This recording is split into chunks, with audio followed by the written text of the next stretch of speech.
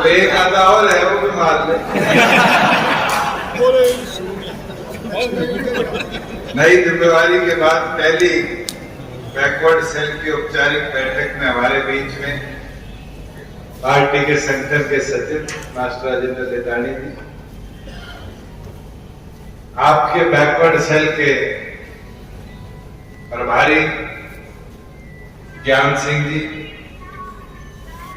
अध्यक्ष भाई कृष्ण गंगवा जी, राष्ट्रीय सचिव रामेश ठाकुर जी, कुमार समाज के अध्यक्ष शेर सिंह जी, सज्जन लावट जी, हमारे बीच में बहुत ही आदरणीय डॉक्टर धनोतिया जी, हल्का जिला अलग अलग कार्यकारिणियों के वरिष्ठ पदाधिकारी, जिला हिसार के हमारे प्रभारी मास्टर ताराचंद जी, अध्यक्ष रमेश कोदारा जी, भाई शिव कुमार जी, राम कुमार भट्ट जी, महिला अध्यक्ष शीला व्यान जी, तमाम कार्यकारिणी के मेंबरगण, मेरे बुजुर्गों, युवा साथी, पहले तो बैकवर्ड सेल की इस पहली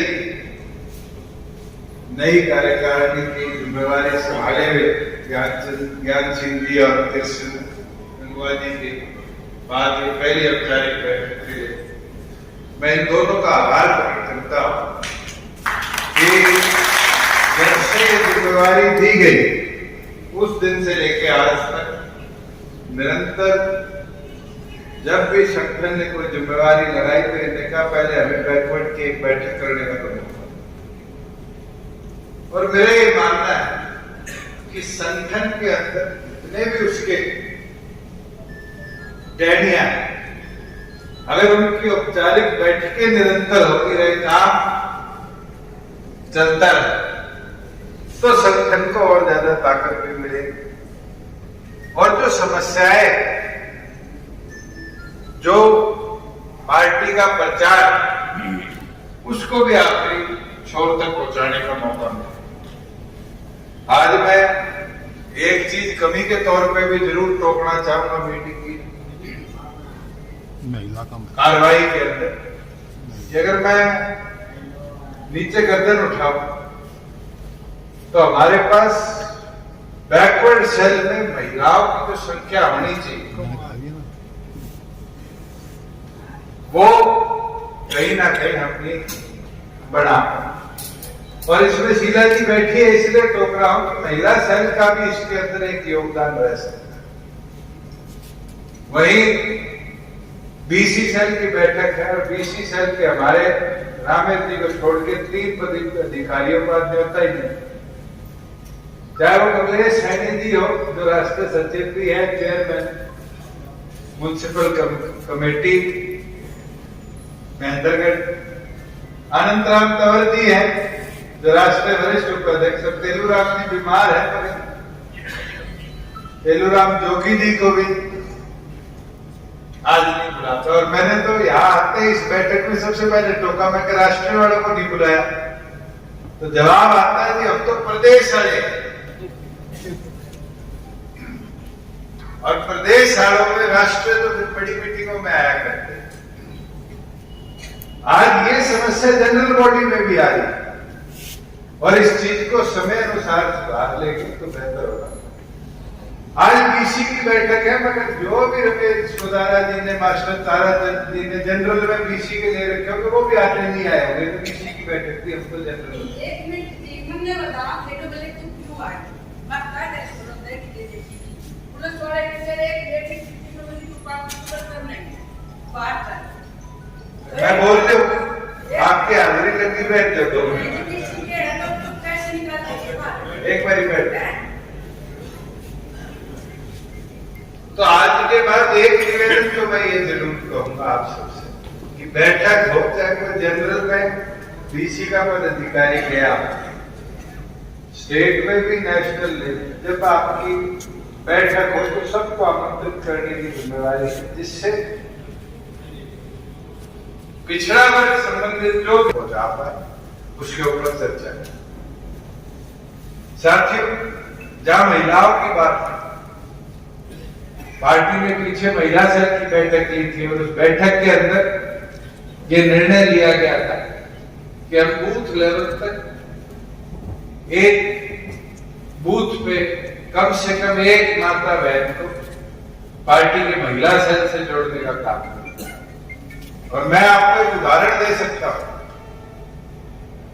कि जब 2007 में स्कूल खत्म करने के बाद इंसो में काम करने लगे,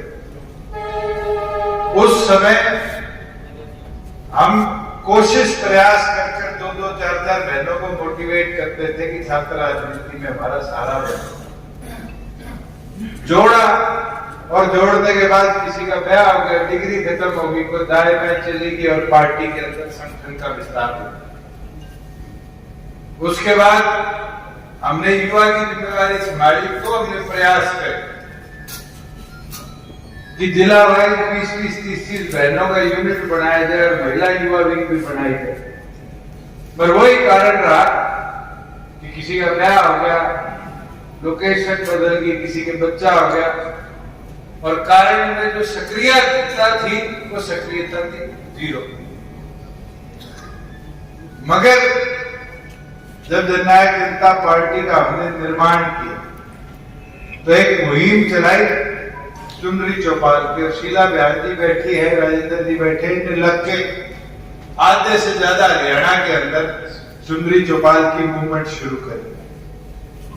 और मुझे याद है चाहे बुलाना की हो, कुवानी खेड़ा की हो, जब जब ये निर्णय लिया गया चुनरी चौपाल कराई जाएगी, सबसे पहले हमारी पुरुष टीम क्या कहती थी कि 1200-1500 तक औरतें आएंगी और इसमें आप भी हिस्सेदार, कोई जनरल वालों का प्रोग्राम नहीं होता। मगर 1200-1500 में टारगेट लेके बढ़ते थे और बाहर निकलती थी 5 से 7 हजार औरतें, एक जलसा हो जाता था।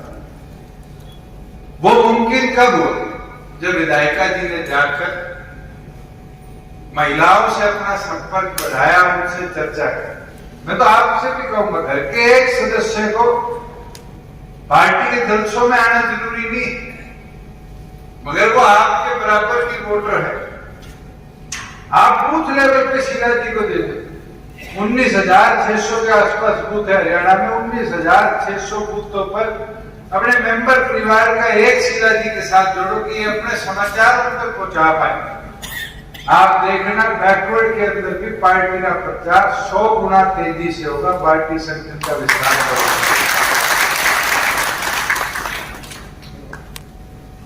और ये चीज प्रैक्टिकली हमने देखी। जब से चुनरी चौपाल शुरू हुई है, आज महिलाओं की स्ट्रेंथ पार्टी के प्रत्येक वर्ग में निरंतर बढ़ती जा रही है। अगर और बढ़ाने के लिए, अंतिम छोर तक पहुंचाने के लिए हमें और मेहनत करनी। वहीं जहां बैकवर्ड की बात है, आज हम A-B की बात करते हैं, मतलब ज्ञान सिंह जी का धन्यवाद करूंगा, इन्हें कहा जी बराबर बैलेंस कर दिया। बैलेंस की बात एक और, आज A-B तो हमारी सोच है। वैसे तो 78 हो आप लोग, 78 के अंदर 6 B में आगे बचे, 72 A में आगे। मगर आप उठा के देखो, पार्टी ने विधानसभा चुनाव को 9 महीनों में टीम उतार दी थी और उस समय बहुत से ऐसी विधानसभा क्षेत्र थे जहां लोग सोचते थे लड़ू ना लड़ू। मुझे याद है सचिन जी बैठे हैं, पहले मन करता था हिसार से चुनाव लड़ा, और चुनाव आने पर जी सोचूंगा। और सच्चाई है, कोई कमी नहीं। आज इनको बहुत लड़ना है, राजमहल 3 साल करते आ रहे हैं, मगर वो समय ऐसा था किसी पर विश्वास ही नहीं था। लोकसभा में हिसार में हम 3 लाख से पिछड़े और किसी के मन में हौसला नहीं था कि 10 विधायक जीतेंगे, 18 लाख वोट भी आएंगे। मगर ये आप जैसे कार्यकर्ताओं की मेहनत थी, जिनने फील्ड में उतर कर एक वोट की चुराई और 10 विधायक बनाए। और मैं आज बोलता हूं आज रिजर्वेशन की बात आई, बीसीए की, बहुत लोग 8% की सोच रहे हैं। सुप्रीम कोर्ट ने तो पूरे देश में बीसीए, बीसी रिजर्वेशन के ऊपर झाड़ू चला दिया और कहा गया कि अगर ट्रिपल टेस्ट के बावजूद आप रिजर्वेशन नहीं ला सकते। मगर आपकी सरकार ने बैकवर्ड कमीशन की भी रिपोर्ट की, ग्राउंड वेरिफिकेशन भी करा और ये निर्णय लिया कि अगर किसी ब्लॉक में, मैं एक एग्जाम्पल देता हूं, कई हो गए 8% तक, अगर किसी ब्लॉक के अंदर बैकवर्ड की जनसंख्या मान के चलो 38%, अगर एक ब्लॉक में 140 से ऊपर ब्लॉक है और 38% रिजर्वेशन है तो फिर आप 8% नहीं है। अब जो हमने दोबारा कानून में अमेंडमेंट लाकर पारित कराया, उस 38% का आता हुआ 19%। अब 19% उस ब्लॉक में आपके लिए सीटें रिजर्व करने का काम और उससे अधिकार बढ़ेगा। मैं पॉइंट पहले वाले पे आ जाता हूं, रिजर्व तो कर दोगे और रिजर्व करने के बाद चुनाव भी आ जाएगा, पर चुनाव में इस हॉल में बैठे आते तो लड़ ही नहीं पाओगे, क्योंकि 50% हिस्सेदारी तो महिलाओं की है नहीं है। फिर कैंडिडेट टोन में दिक्कत होगी।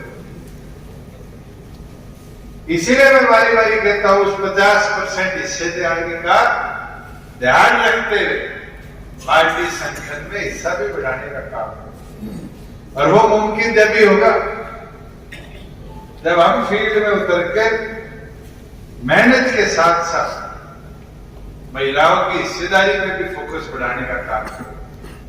मेरे इस हॉल में कई साथी ऐसे हैं जो निरंतर चुनाव लड़ते भी आए हैं, देखते भी आए हैं। अभी मनोज नारे लगा रहा था, चुनाव लड़ने का मन तो इसका भी है। मेरी सारी देखूंगा तो कैसे करानी पड़े, महिला रिजर्व करा के छोड़ूंगा कि महिला कैंडिडेट बुजुर्गों की बात साथियों, पार्टी ने तो हिस्सेदारी हमेशा दी। 9 महीने के उस चुनावी दौर के अंदर आपकी हिस्सेदारी, बैकवर्ड की हिस्सेदारी 90 सीटों में 16 थी। अभी बैठे बैठे गिन रहे थे, मैंने कहा कि आप अध्यक्ष थे, कितने बैकवर्ड के कैंडिडेट लड़ाए थे यार। फिर हमने जिला वाइज लेने शुरू और जब जिला वाइज लिए तो 90 सीटों में हमारे पास 16 कैंडिडेट बैकवर्ड क्लासेस और 16 भी कोई बैकवर्ड दी के थी। हमने सोनी भी खड़ा किया, हमने कश्यप भी खड़ा किया, हमने, मैं लिख रहा था, त्यागी भी खड़ा किया, हमने कंबोज भी खड़ा किया, गुजर, सैनी, यादव, और हमारा तो प्रयास है आगे इसको और बढ़ाएं और आगे बढ़ाने का, मुमकिन करने का मौका जब भी आएगा जब आप सब मिलके हल्का लेवल तक की टीम को ताकत दो। अभी रमेश गोदारे जी बोल के गए कि हमें SC-BC को गांव तक ले जाना पड़ेगा। हिम्मत मारो, आपका तो जिला भी और आपका हल्का भी बाई इलेक्शन पे जा रहा है। तो जब आज लो प्रदेश अध्यक्ष को और ऐसी प्रदेश अध्यक्ष को बुलाओ, गांव कर गांव अगले 5 दिनों के अंदर 7 दिनों में दौरे करके कवर करो। आज एक्टिविटी करने की जरूरत है और एक्टिविटी जिस दिन आपने करनी शुरू कर दी, अपने आप लोगों का जुड़ाव बढ़ेगा, अपने आप लोग उठकर आएंगे। मुझे याद है लकी सोनी जी बैठे, इनकी सरकार सभा की धर्मशाला में अंदरगढ़ बननी थी और मेरे से आग्रह किया आना है और मुझे खुशी हुई। आप उत्तर प्रदेश, मध्य प्रदेश के भी MP जो मेरे साथ पार्लियामेंट में थे उनको बुलाकर आए और इनके पूरे देश भर के अपने समाज में धर्मशाला की नींव के लिए बुलाया। और अब मैं महेंद्रगढ़ गया तो लगभग 1-1.5 मंजिल तो उठा स्ट्रक्चर खड़ा कर। हमने तो प्रयास किया है सामाजिक तौर पर आप सबको कैसे और आगे ले जाया जाए, कैसे आप लोगों की सेवा में अपने आप को समर्पित किया।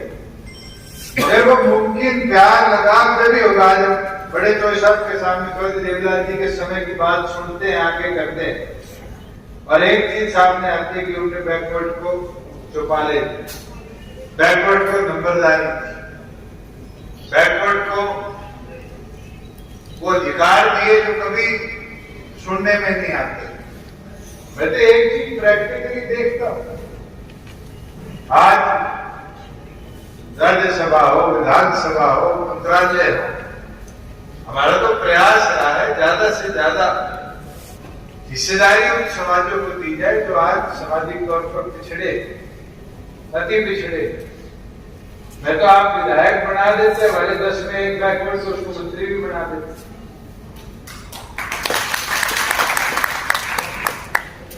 साथियों, मैं तो आज आपको जरूर एक चीज कहूं, हमारे 22 जिलों के अंदर बैकवर्ड की टीम बराबर एक्टिव नहीं, और ये जिला वाइज देखने को मिलता है। कई जिलों में तो बहुत ज्यादा एक्टिविटी बैकवर्ड की, और कई जिलों में तो सिर्फ ऐसे कागज प्रिंट करके टीम बनाई गई है जिला अध्यक्षों। आज आपको करना है, आपके नई जिम्मेवारी के साथ प्रधान प्रभारी आए हैं, इसको आगे लेके बढ़ते, जहां आपको समाज के तौर पे बैठाना है, काम कराना है, लोगों को मोटिवेट करो कि आपके जिले में आए, सामाजिक तौर में लोगों में घुसे, और फिर बदल हमारे जो कर्तव्य कास्ट है उनके भी प्रतिनिधियों को अपने शहरों में जिम्मेवारी देने का काम। मैं एक जिले का रिव्यू ले रहा था, उधर बारी बारी ये कहा जाता है हमारे यहाँ तो बैकवर्ड की कास्ट नहीं, जबकि उस जिले के अंदर यादव और गुजर चौक में आज उनमें जिम्मेवारी देने का काम करो। आपको ये नहीं कहा गया कि बैकवर्ड सेल सिर्फ बैकवर्ड ए का या बैकवर्ड बी का।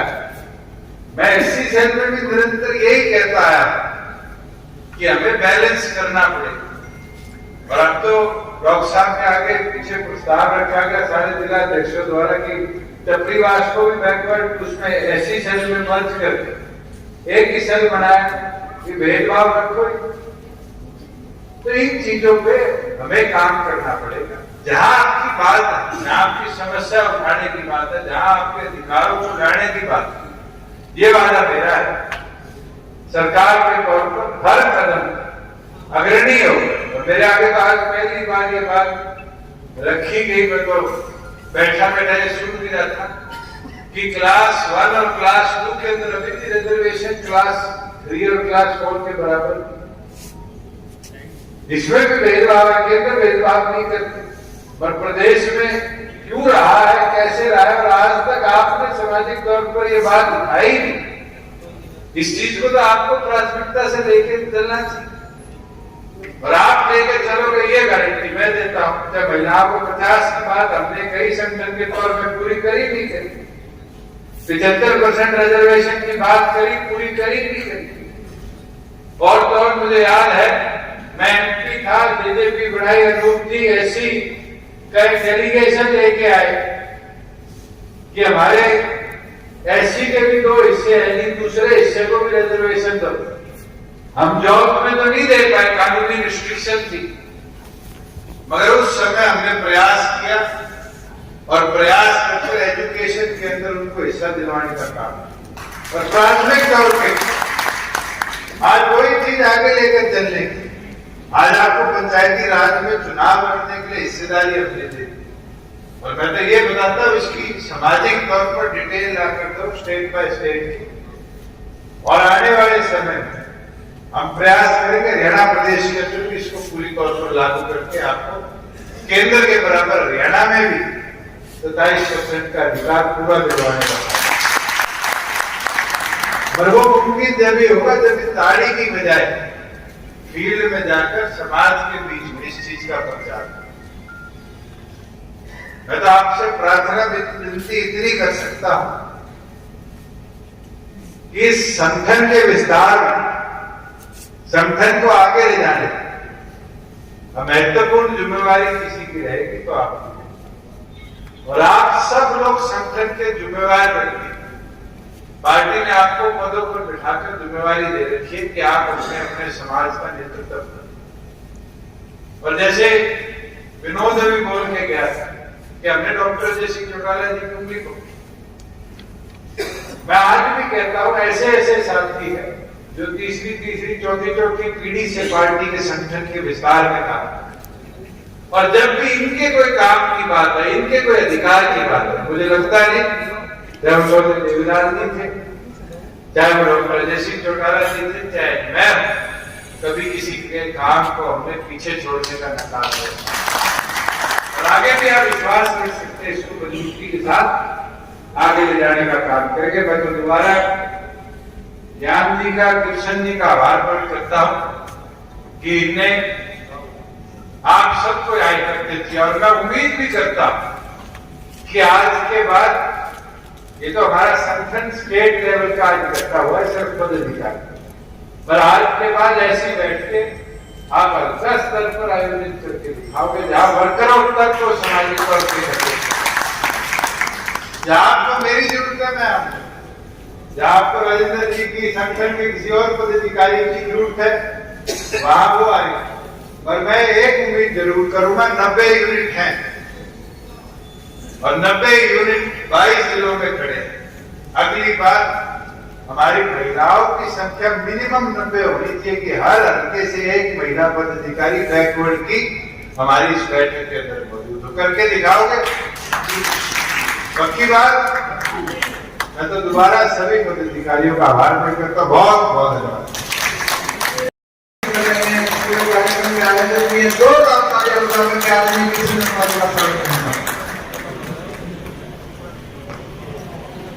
बहुत ही आदरणीय हरियाणा के उप मुख्यमंत्री भाई दुष्यंत चौटाला जी, राष्ट्रीय कार्यकारिणी में राष्ट्रीय सचिव के पद पर पूर्व में रहे पिछड़ा वर्ग के अध्यक्ष राजा ठाकुर जी, पिछड़ा वर्ग के प्रभारी ज्ञान सिंह जी, महिला सेल की प्रदेश अध्यक्ष शीला बिहार जी, धर्मपाल एक्शन जी, मास्टर ताराचंद जी, जिला के जिलाध्यक्ष रमेश गोदारा जी, भाई रामेश जोगी जी, हमारे जिला के हिसार के जिलाध्यक्ष पिछड़ा वर्ग सजल लावट जी, सभी जिलों से जिलाध्यक्ष पिछड़ा वर्ग के जिलाध्यक्ष, हल्काध्यक्ष, स्टेट कार्यकारिणी का हिसार की धरती पर पहुंचने पर सभी का पिछड़ा वर्ग की तरफ से आपका धन्यवाद करता हूं कि आपको एक फोन पे आप यहां पहुंचे। बातें तो सभी ने की है। सबसे पहले तो मैं डॉक्टर अजय सिंह चौटाला जी का, भाई दुष्यंत चौटाला जी, सरदार निशान सिंह जी और हमारे शीर्ष नेतृत्व का धन्यवाद करूंगा।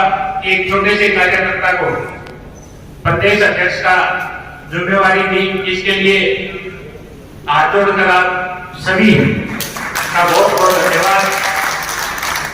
और एक बार मैं जोरदार तालियों के साथ चाहूंगा कि आप स्वागत करेंगे पिछड़ा वर्ग को 8% का, जो 2019 में जो कहा था सरकार बढ़ने के बाद जो पंचायत का चुनाव आया तो 8% आरक्षण देने का आपके भाई ने काम किया। एक बार जोरदार तालियां। पिछड़ा वर्ग को हमेशा जो मान सम्मान भाई दुष्यंत चौटाला जी देते हैं, उससे पहले ताऊ देवीलाल जी ने जो सम्मान दिया, पूर्व में जितने भी हमारे विधायक रहे, अगर किसी को पिछड़ा वर्ग में और राज्यसभा में भेजने का काम किया तो डॉक्टर अजय सिंह चौटाला जी, ताऊ देवीलाल जी के परिवार ने किया। नितांत से पहले किसी बैकवर्ड में को बहुत ही कम ही पहले भेजने का काम किया था। बैकवर्ड को आगे ले जाने में जितना भाई भूषण जी आज जो कर रहे हैं वो शायद ही कोई कर रहा होगा। पिछड़ा वर्ग का जो भी सदस्य है ज्यादा से ज्यादा उनसे जुड़ने का लिए तत्पर रहता है। और मैं तो एक आज पूरी स्टेट कार्यकारिणी बैठी है, एक चीज कहूंगा कि हमारे युवा जो एक बूथ एक यूथ जो कर रहे हैं, अगर पिछड़ा वर्ग की हल्का अध्यक्ष भी बैठे हैं, जिला अध्यक्ष भी बैठे हैं, स्टेट कार्यकारिणी भी बैठी है, कि हर गांव में हम 2 सदस्य पिछड़ा वर्ग के जोड़ने का काम करें। जब 9 तारीख को जब पार्टी का स्थापना दिवस होगा तो 2 महीने हैं, 2 महीने में अगर आप एक गांव में 2 भी आप जोड़ने का काम करेंगे तो 12 से 13 हजार आपके पिछड़ा वर्ग के साथी जुड़ेंगे। और जब आपका सभी हल्कों में जाएंगे, हल्काध्यक्ष और जिला अध्यक्ष जब हर जगह जाएंगे तो पिछड़ा वर्ग जुड़ने का जब काम करेगा, जब रैली होगी तो सबसे ज्यादा अगर भागीदारी होगी तो सबसे ज्यादा पिछड़ा वर्ग की भागीदारी होगी। पिछड़ा वर्ग हमेशा सर आपके साथ है, जो आपने अध्यक्ष की जिम्मेवारी जो मुझे दी है। एक बार मैं आप सभी से हाथ खड़ा करके प्रार्थना करूंगा कि बताएं कि पूरा का पूरा पिछड़ा वर्ग दिन रात एक करके और भाई को मुख्यमंत्री बनाने का काम करेगा। एक बार आप सबका बहुत बहुत धन्यवाद। पिछड़ा वर्ग का जो हमारा 27% का जो आरक्षण है, जो फर्स्ट और सेकंड में लागू नहीं है, सर मैं बता दूं थर्ड और फोर्थ में लागू है, फर्स्ट और सेकंड में लागू नहीं है।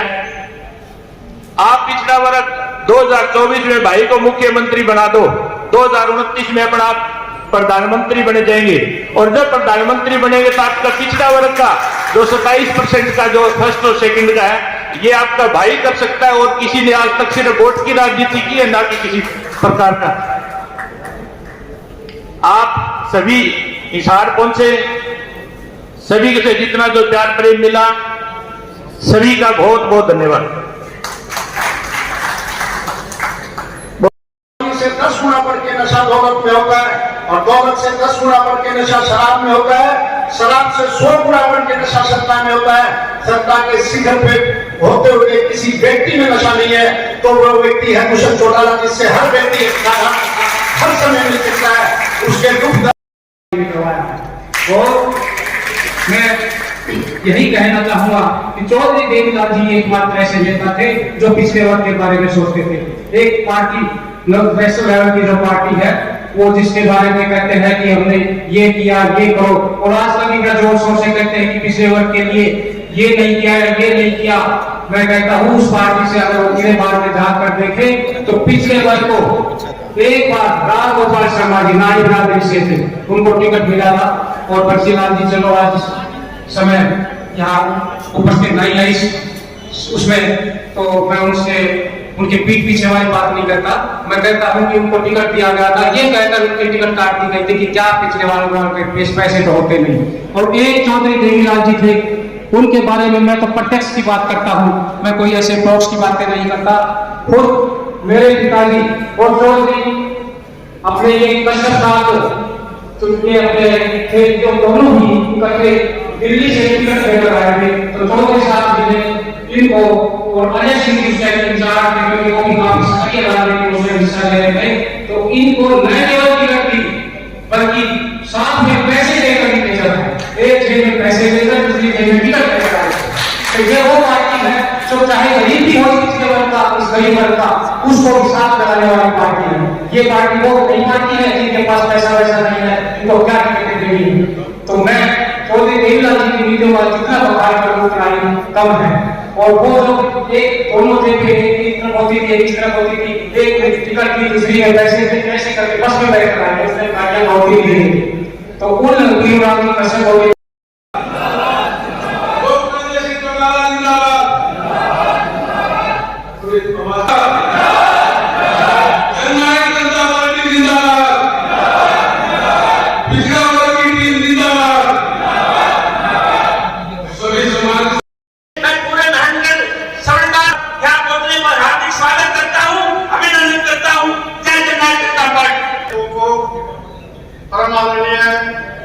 प्रदेश के मुख्यमंत्री दुष्यंत चौटाला जी, सम्मानित मंच, वह पिछड़ा वर्ग से आए पूरे प्रदेश की करीब बैठी है। मैं तो आपके बीच में इतना ही कहना चाहूंगा, परमात्मा की दया से जितनी कम समय में अपनी पार्टी ने जो प्रोग्रेस करी है, आगे थोड़ा सा आप ध्यान रखें। इतने थोड़े समय में अपने इतने विधायक आए, जैसा कि भाई साहब पहले बताए गए हैं, हमारा से पहले कभी भी पंचायत में इक्का दुक्का ही आरक्षण की बात थी। अब भाई साहब की कलम के द्वारा हमें कम से कम पंचायत जी को झज्जर जिले से हैं कि वो अपने बीच आए। श्री सुनील जी। सबसे पहले जगत दाऊद देवीलाल के चरणों में नमन करते हुए आज इस पिछड़ा वर्ग की मीटिंग में हमारे मुख्य अतिथि के रूप में आए श्री दुष्यंत चौटाला जी, अर्दिल अजीज, बहुत ही मेहनती, बहुत ही होनहार, बहुत ही युवा दिलों की धड़कन हमारे बीच आज इस पिछड़ा वर्ग की मीटिंग को लेने आए। इनका बहुत बहुत धन्यवाद। यहाँ पर पहुंचने पर एक बार जोरदार तालियों से इनका स्वागत कर दो। और हमारे नए विद्वाजी और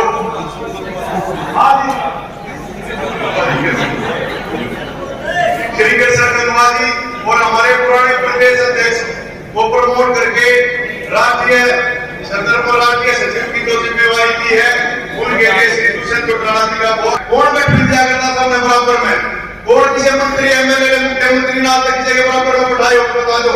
कोई सी पार्टी हो कांग्रेस हो, कोई सी पार्टी नहीं हो, इस परिवार ने हमेशा अपने दिल से लगा के रखे है बैकवर्ड समाज को। बैकवर्ड समाज इनके साथ पुल करना चाहिए। लुका छिपी में काम नहीं चलेगा। पुल गाओ, पुल का ये भी पूरा अपना दिल से लुटा देंगे आपके ऊपर। इसमें कोई ऐसी शोभती नहीं। भाई का दिखाते कहते लाके दौड़े आ लिए हैं तो कोई इनने जितना प्रेम और भाव दिया हमें शायद किसी पार्टी ने कोई भी देता हुआ तो हम ये कहते हैं कौन बोल गया था बैकवर्ड समाज ने बोले क्या था पता है आपको? खाया इन्होंने खाया, बैकवर्ड नंबरदार बनाए तो बल्ले बनाई, आरक्षण की 8%, उसके लिए को बधाई बहुत बहुत। 8% बैकवर्ड की लड़ाई को इन्होंने लड़ी बार बार। मोदी जी को दादरी से कि वो आए और आए हुए सभी साथियों का नाम मोदी साहब लग गया। आपका प्रोग्राम आ जाओ। बहुत ही सम्मानित इस प्रदेश के भावी मुख्यमंत्री भाई दुष्यंत चौटाला जी, पिछड़ा वर्ग के प्रदेश के अध्यक्ष कृष्ण गंगवा जी, प्रदेश के प्रभारी जी और अभी हालिया एक पिछड़ा वर्ग को बड़ा इनाम के तौर पर राष्ट्रीय शिव बनाए जाने पर मैं श्री दुष्यंत चौटाला जी का धन्यवाद करूंगा। प्रदेश के पिछड़ा वर्ग की तरफ से और पूर्व में रहे पिछड़ा वर्ग के प्रदेश के अध्यक्ष राम ठाकुर जी, प्रदेश की महिला की अध्यक्षा, पूरे प्रदेश में घूमकर की देने साथियों, अभी मैं सुन रहा था एक साथी से ये सच बात है कि हमें बोलने नहीं दिया जाता गया और उस मेहनत के बदौलत आज आपके सामने मंच पर हूँ। आज प्रदेश के भावी मुख्यमंत्री मेरे सामने साथियों, जिस दिन आप अपने पिछड़ा वर्ग के भाइयों को उसी तरह से भेज दिया जहां मैं काम करना चाहता था। और आप लोगों से अब एक ही अर्ज है, यहाँ सुझाव मांगे गए हैं। सुझाव तो चलो इतने बड़े हमारे पास शायद ना भी हो, सुझाव तो पार्टी का जो लीडरशिप है वो जो भी हमें आदेश करेगी हम लागू करने का काम करेंगे। आप तो जन जन तक अपनी जो बात है, जो हमारे लिए चौधरी देवीलाल चौधरी, ओम प्रकाश चौटाला, डॉक्टर अजय सिंह चौटाला से जिन साथियों ने धन्यवाद करना था, कुछ देना था, वो दुष्यंत जी ने बोला है कि मेरे भाषण के बाद आराम से जो बालसमुंद और खेड़ी तालुक से आए सबसे मिलके जाएंगे, लेकिन भाषण के बाद जोरदार तालियां बजाएं साथियों। मोमेंटो लेकर के पूरा मंच आज के हमारे मुख्य अतिथि महोदय दुष्यंत चौटाला जी का स्वागत करेगा। मोमेंटो देकर के शाल उड़ाकर के किशन गंगवार जी स्वागत कर रहे हैं। आप सब साथियों की मान सम्मान स्वरूप तालियां बजती रहनी चाहिए। साथियों, जोरदार तालियों के साथ आप सब साथी स्वागत करें। मोमेंटो देकर के पिछड़े वर्ग समाज की तरफ से मुख्यमंत्री महोदय जी का स्वागत करें। आप सब तालियों के साथ मान सम्मान अपना देते रहे, प्यार देते रहे। अब मैं सभी साथियों से निवेदन करूंगा, कृपया बैठने का कष्ट करें। मंच के सामने जो खड़े हैं कृपया बैठें। मोमेंटो देकर के पूरे भाई हमारे सुनील की तरफ से, पूरी टीम की तरफ से, पिछड़े वर्ग के सभी साथियों की तरफ से मुख्यमंत्री महोदय जी का स्वागत किया जा रहा है। तालियों में कंजूसी ना करें साथियों। काफी लंबे समय से आप इंतजार कर बैठे हैं, आपके इंतजार की घड़ियां समाप्त हो चुकी हैं। अब मैं बुलाना चाहूंगा हमारे आज की पिछड़ा वर्ग प्रकोष्ठ की प्रदेश स्तरीय बैठक के मुख्य अतिथि, ऐतिहासिक फैसला करके बोले कि खेड़ी चोपड़ा तहसील को मुआवजा दिलाने का इसी तरह से बाढ़ समझ और अपनी आतंकपुर तहसील है, वहां के किसान भी संघर्ष कर रहे थे अपनी जायज मांग के लिए, उसको भी सिरे चढ़ाने का काम आपके उप मुख्यमंत्री दुष्यंत चौटाला जी ने किया है। इसलिए सभी साथी तालियां बजा करके किसान समाज की जो मदद हमारे उप मुख्यमंत्री ने की उसका धन्यवाद करें। और तीनों तहसील के किसान जो 36 जात बिरादरी में आते हैं किसान वर्ग, वो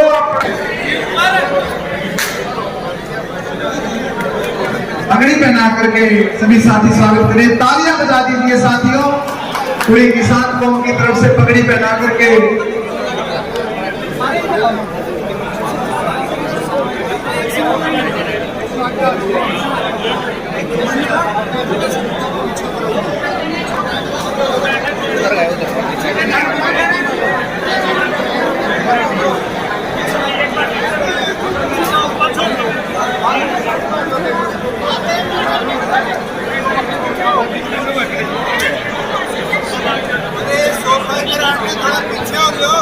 कृपया खुले खुले हो जाए, भीड़ भाड़ ना करें।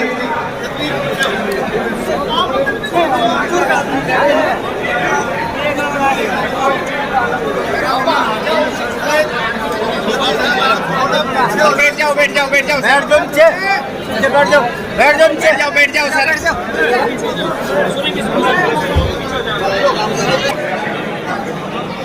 पुलिस वाले जो हमारे साथियों का सहयोग करें, वो भी हमारी व्यवस्था बनाने के लिए यहाँ सुबह मौजूद है।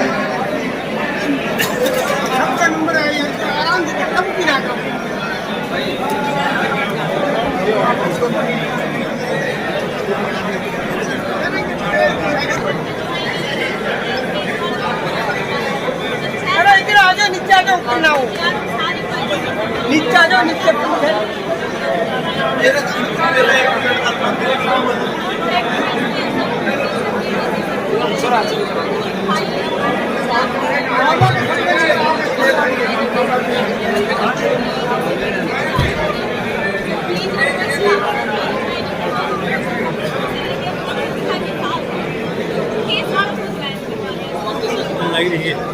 लग रही है गाँव गाँव ऊपर आओ गई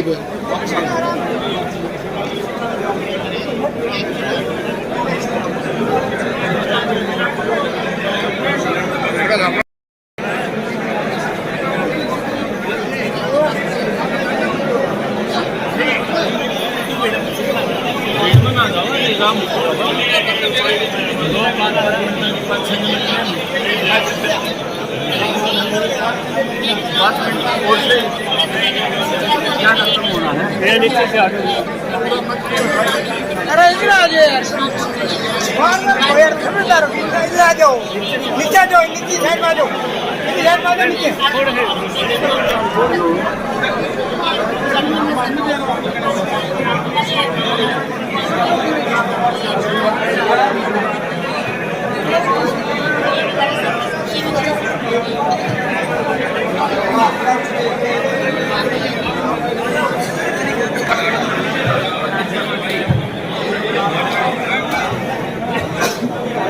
बता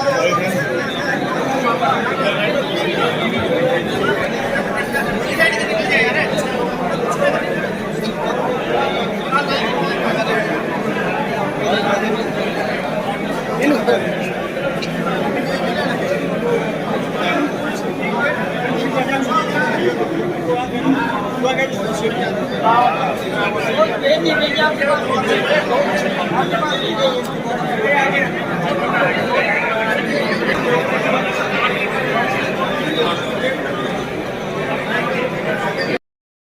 प्रत्येक विंग बैठक प्रदेश में पिछले दिनों पंचायती राज और महिला प्रकोष्ठ, उससे पहले युवा प्रकोष्ठ, आज बैकवर्ड प्रकोष्ठ की बैठक है।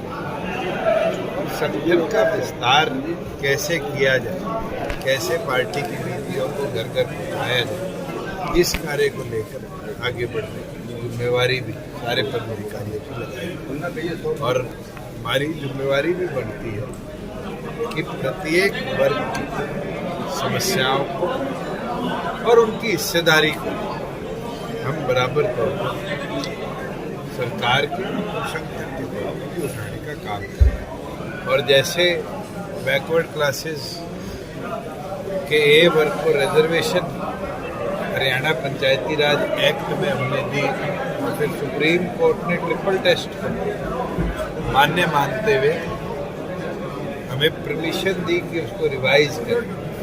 आज ट्रिपल टेस्ट के बाद बैकवर्ड ए रिजर्वेशन को पंचायती राज में हमने अप्रूव किया। मैं मानता हूं कि बैकवर्ड क्लासेस को एक ताकत पंचायती राज इंस्टीट्यूशंस में इसके बाद हम पूरी तौर पर दिलवा। बड़ी तादाद में जो भारतीय जनता पार्टी है, आपके जेजेपी के कार्यकर्ताओं को पार्टी ज्वाइन करवा रही है, खेला क्या है? संगठन में जब साथ साथ है, सरकार साथ साथ चला रहे हैं, तो आप एक व्यक्ति बड़ी तादाद नहीं है और एक व्यक्ति जिसको हमने किया कहीं भी जा सकता। कल आपको फोटो टीवी से फारिग कर दे, आपके पत्रकारिता दूसरे चैनल पे नहीं करोगे। राजनीतिक आदमी तो अपने रास्ते ढूंढता है, आगे बढ़ता है।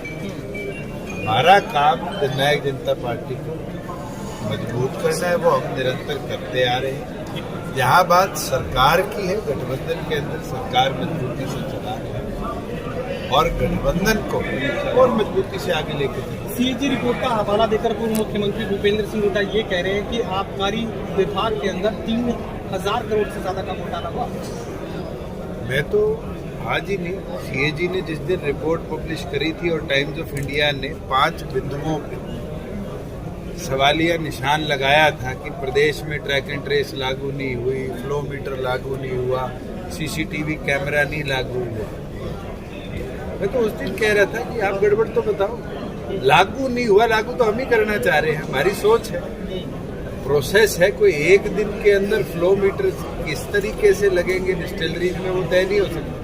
हमें 1.5 साल लगे पूरे मानकों को देखते हुए इस चीज को फैसले के ओर लाते हैं। हमें सारे लिकर वेंड्स पे आज HDFC की मदद से स्वाइप मशीन्स लगाने में एक पूरा साल लग जाएगा। हमारा टेंडर जो है ट्रैक एंड ट्रेस का, उसको सुप्रीम कोर्ट तक मोनोपोली के तौर पे चैलेंज कर दिया गया।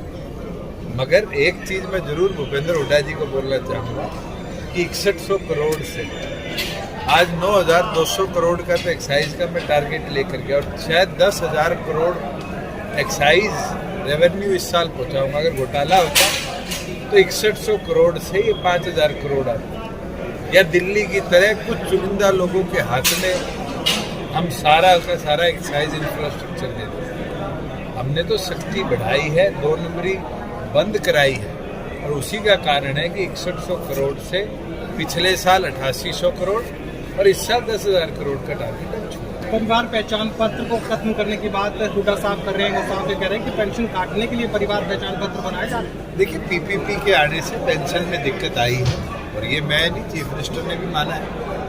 मगर उसके लिए हमने कल सुबह से पूरे प्रदेश भर में कैंप्स लगा दिए हैं। आज दूसरा दिन है और मैं मानता हूँ कि अगले 10 से 15 दिन में जिन जिन बुजुर्गों को दिक्कत आ रही है वो डिप्टी कमिश्नर के ऑफिस में जाकर जो स्पेशल विंग है क्रेड एडीसी के अंडर देखी जाती है उसको रीवेरीफाई कराएं और जिसको 4 महीने 3 महीने से पेंशन नहीं मिली उसका पूरा हक भी देंगे। मेरा आखिरी सवाल, आदमपुर का उपचुनाव सामने आ रहा है, क्या होने वाला है? चुनाव होने वाला है, खेला कौन करेगा और क्या होने वाला तो है? आपको पता होना चाहिए, आप यहाँ लोकल देखते हैं।